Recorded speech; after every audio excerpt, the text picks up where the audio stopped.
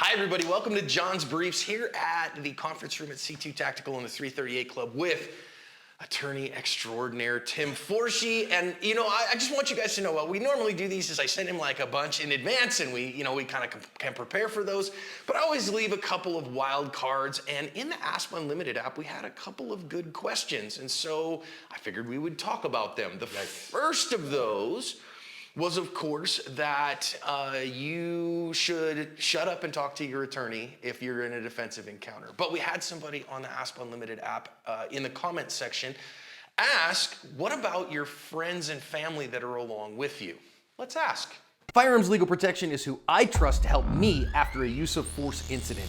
If you're a Firearms Legal Protection member, I will also be on your team as a consulting expert, and you can attend our monthly active self-protection training seminars for free. Check out all they offer to their members at the link below. Now, I think I have an answer here, but, and I've given him no chance to prepare for this, okay? This is not, there's no prep time here, but of course, an extremely incredible attorney like this has a vast depth of knowledge. No breadth, but maybe a little depth, but no breadth whatsoever. That's what we all are, right? Well, on some level. So, of course, you would tell the person who used, especially if they used a firearm, they used deadly force to protect themselves, to shut up and talk to their attorney. We've covered this before, and I think that's my default position. Yeah. Sure. And again, we both have taken lots of classes with Mass Ayub, and we've memorized his 5 points and all that stuff, and I completely agree with that. But what I always have to point out to people is that I've never been involved in a shooting. I pray I never have. I've never been in combat, and for those of you who have, thank you for my freedom and my family's safety. But I don't know how I'm going to do psychologically after the horror of that happens, right? And so I don't think that I want to use that test platform to find out. So I don't think that I want to just hope that I'll know that I'll be able to start speaking cogently and appropriately. And gosh, I've defended hundreds of people, so I know exactly what to say and what not to say. So I'll try to make sure I do that. The old adage says you're never going to talk your way out of charges, but you can certainly talk your way into them. Exactly. I always tell people you got the rest of your life to tell this story. Do you want to tell it from your living room or jail cell? Right. So my default position would be, unless you're absolutely certain of what to say and when to say it, and I don't know that I would be, then my default position is probably, shut up. So that certainly applies to you. And Moss's 5 points are say less, right? He wants people to say less. Give just this information and then politely ask for an attorney. Yeah. And every attorney I know goes, no less than that. Like, I agree with less, but even less. Pretty please, even less. Okay, so, okay, fine. But now let's just say I'm in a gunfight. Now my wife is with me when that happens. So a couple things that I think are default in my mind. Number one, I don't think you are legally obligated to give a witness statement. That's correct, you're not. So you can't lie. You can't give the wrong information. You can't say false things. But you cannot be compelled to give a statement there, no. So if you go, I don't want to talk to you, then you don't have to. That's just like, so your spouse cannot be compelled to testify against you. Now, of course, the risk of that is that your spouse could also then find themselves under arrest. They could be considered a co-suspect, or they can be considered a co-conspirator, or, it depends on, as one of the videos I think we are going to talk about today will show, it depends upon how you respond to the police officers as far as how you're going to be treated. Right. So, but you're right, absolutely correct. You cannot be compelled to give a statement just because you witnessed something. That's correct. And of course, if cops are like, dude, I'm just trying to figure out what's going on here, you might feel like, hey, I'm a good, sane, sober, moral, prudent person, so I want to say what happened here. I will also say, just because your spouse can't be compelled to testify against you doesn't mean they won't. That's correct. I had a conversation with that with a client yesterday. Spousal privilege doesn't mean you can't testify. It means you can't be compelled to testify. You might piss them off later, and they might want to. Be very careful that it's still your spouse when the trial arrives. Yeah, no kidding, right? I've seen these, because of the stress of these situations, cause splits in marriages. I'm telling you what, that's more common than people think. I've had that happen many times, where the marriage falls apart during the pendency of the case. Yeah. Well, and these can take years too. So it's not like, it's 6 weeks time and all that stuff. These adjudicate over years of time. A lot of financial pressure, and that's a large part of it. Yeah. I literally had a civil case that I worked as an expert witness that was 3.5 years start to finish, and only ended because they finally got a directed judgment from a judge. And and it 3.5 years, y'all. So that's a lot of stress. But so would you suggest then, let's just say, spouses are in good terms and they're making it and they're doing all that stuff. And obviously what your spouse says is not like what you say, right? So it's not they can't testify to your state of mind. It's easy for your attorney to impeach your spouse's credibility without necessarily impeaching your credibility. Let's say my wife says, I heard 6 gunshots. There was only 3. Well, my attorney can explain to the jury that my wife may have been mistaken and may have heard echoes without it hurting my case. Right. So, that's an example of where you can do a lot more repair to the ancillary witnesses statements than you can to the actual defendant statement. So do you think that with a spouse in particular that maybe it's a good idea to say, I won't give a witness statement until after I've spoken to my attorney? When you're asking me this question, of course, what's going through my mind is, as you all know, I'm married to a young lady who's I don't deserve. She's awesome. And I have 3 daughters who are triplets who are all in their early 20s. So at this point, I basically have 4 wives, and I have not been right about anything unless the client's paying me for it in the last, I would say, 16 years. So I remember when my daughters were young, my wife and I had this conversation. I've always tried to get her to be involved in this type of a lifestyle that you and I appreciate.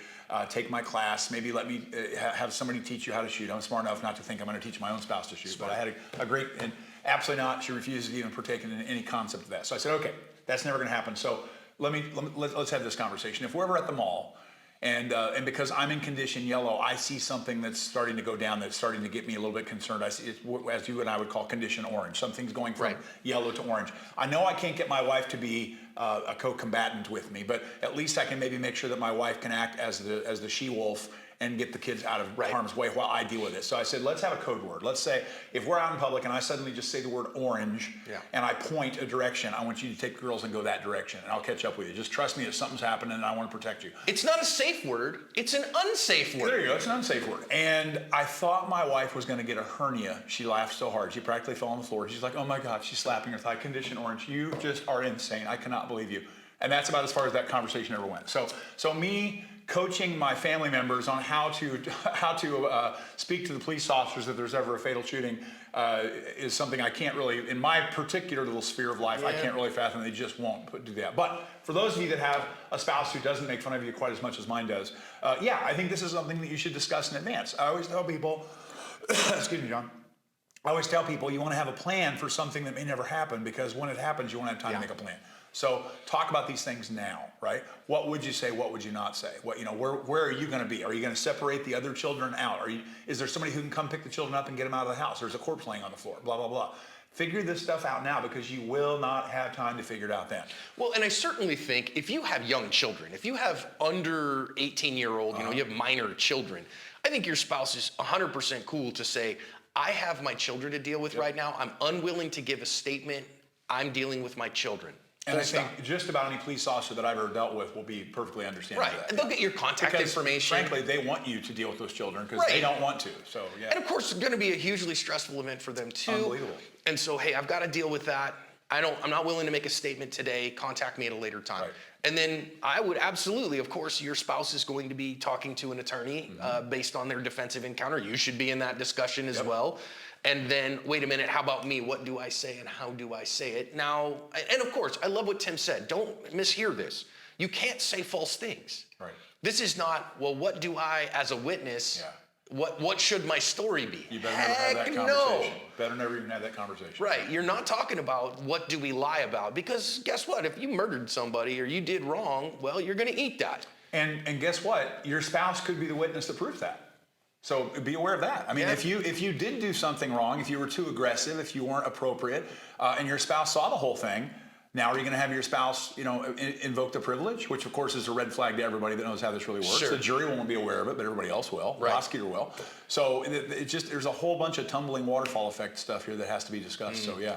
So I certainly think if you have minor children, you've got a built-in excuse. Hey, I got to do that, whatever. I certainly think too, if you've got a known medical condition, I'm struggling here. I need to go get seen. I'm not in a condition to make a statement. And I think folks don't pay enough attention to that, because I mean, it's very common that your heart rate will be like above 200. I mean, people will lose consciousness from the stress, from the adrenaline and the stress of this. Not every time, but it happens. I mean, they're dizzy, they're vomiting, they're defecating, they're having a really, really tough time medically, yeah. And I kind of feel like if you're apart from all of that, that's like, okay, so if I was the self-defender and, my heart rate's 200, things are crazy, then do I have the presence of mind to think, I am not in a condition to make a statement right now? I need to go to the hospital. Right. So hopefully you do, and you can at least, poke up a head of logic enough to go, I'm not in a place to make a statement. That's right. I'm done.